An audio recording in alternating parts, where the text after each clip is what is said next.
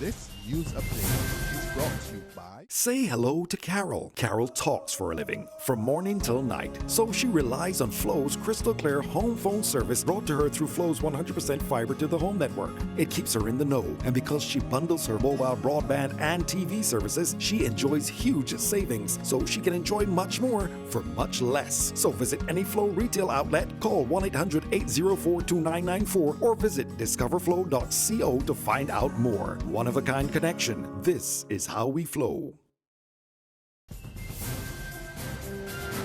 It's Thursday, April the 14th, 2016, and this is your Barbados Today morning news update. I'm Emmanuel Joseph. Thanks for joining us.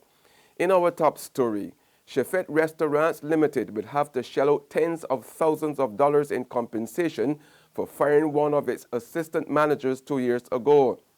Declaring yesterday morning in a unanimous judgment that Orlando Harris was unfairly dismissed on January 27, 2014, the Employment Rights Tribunal ordered the fast foods restaurant to pay him $106,630 in damages that include 27 months retroactive wages and vacation pay. In her 15-page decision, chairperson of the three-member panel, Kathy Ann Hamlin, also told the company it had 28 days within which to pay Harris, who had been employed at Chefette as an assistant manager since January 4, 2000. Chefette had contended that the claimant was terminated in accordance with Clause 11 of its Conditions and Terms of Employment 2010 to 2013 for failing to follow the cash handling procedures for the day-to-day running of the restaurant. Harris declined the option of reinstatement since he was uncertain how he would be treated and instead accepted the monetary reward. Meanwhile, the Employment Rights Tribunal yesterday began hearing a new unfair dismissal case in which Jasmine Valerie Payne is claiming that the state-run Barbados Vocational Training Board unjustly fired her in 2013 as its fixed-term contracted public relations and marketing officer. But the statutory board, through its attorney Vincent Watson, told the tribunal, chaired by Ryan O'Mary Drakes, that Payne was fairly terminated because she lied about her qualifications. Watson told the panel that also included Dr. Hartley Richards and Frederick Ford that Payne had claimed to possess a degree in political science and history, but it turned out she did not. But when Payne took the witness stand, she denied lying about her qualifications and explained she had told the administration that she had a certificate in public relations and had studied history and political science at the university, but had left in the third year. She said she was not keen on telling the management why she had not completed her course of study. The claimant also testified that she had told the board she had 20 years' experience and had outlined how her skills set and experience aligned with the job requirements. Payne said after going through her 3-month probation, she asked the 3 executive managers with whom she worked on various projects for an informal appraisal, but was met with hostility, with the director remarking that her request was inappropriate. I was very baffled at the response. I really couldn't understand the response. Then when I went back to my office, I got a call from my immediate supervisor, and she actually went into me about having asked that question. She said that I had come to the board with my highfalutin private sector ways, and that I better conform, and that when in Rome I need to do as Romans do.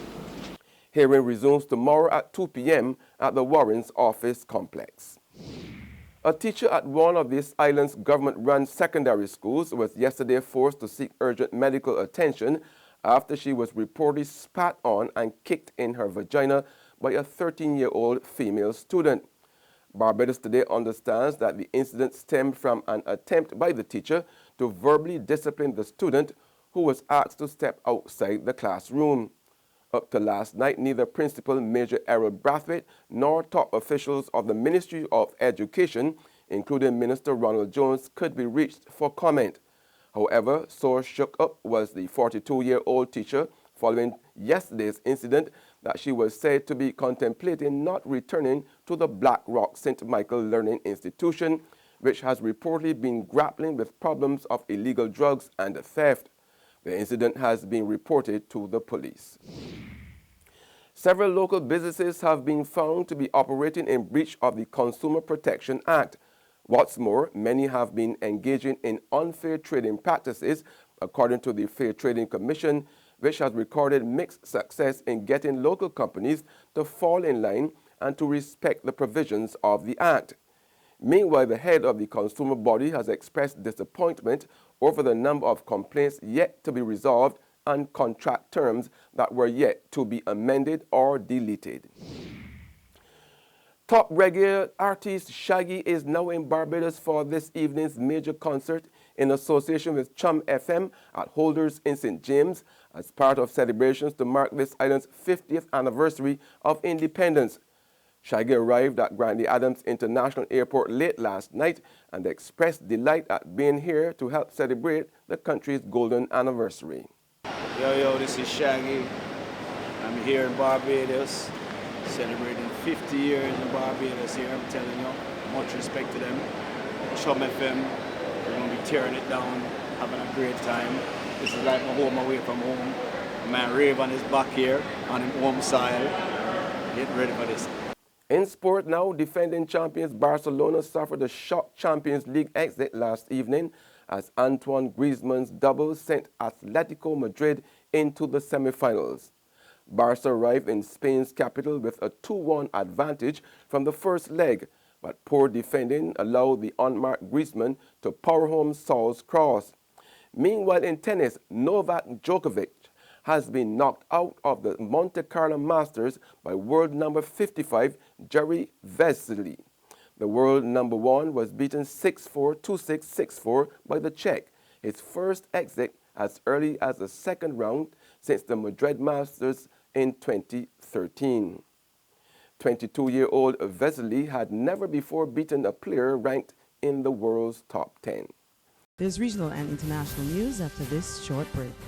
The 50th anniversary of Independence Secretariat and the National Cultural Foundation proudly present the theatrical production From Bossa to Barrow and Beyond. We are not slaves. Saturday, April 16th at 6:30 p.m. at the historic Golden Grove Plantation. Come, be a witness to history. Aye, Nanny Greg. Enter the ritual. Feel the power. This country will be independent.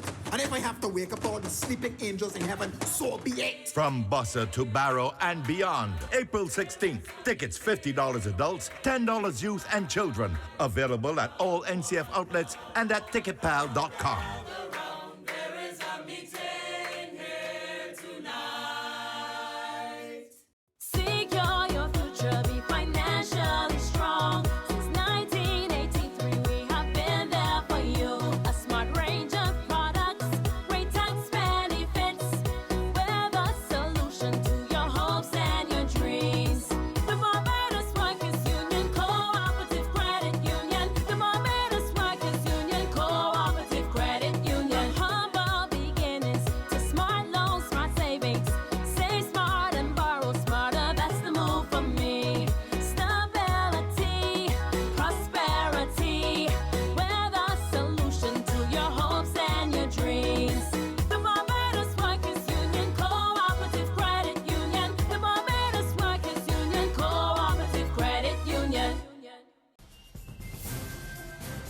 In news from the region, San Fernando Regional Corporation of Trinidad and Tobago is taking a no-nonsense approach to their mosquito-borne disease eradication drive and is warning residents they would have to face the consequences if they don't play their part in addressing the problem.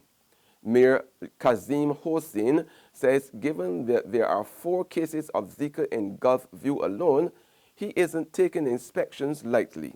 We are doing our part. We are maintaining the drains, we are maintaining the surroundings, but we need to get the cooperation of the householder. When our vector control perifocal workers go into premises, if we see likelihood of potential breeding on stagnant water, we treat with aviate granules, but we also overturn the container.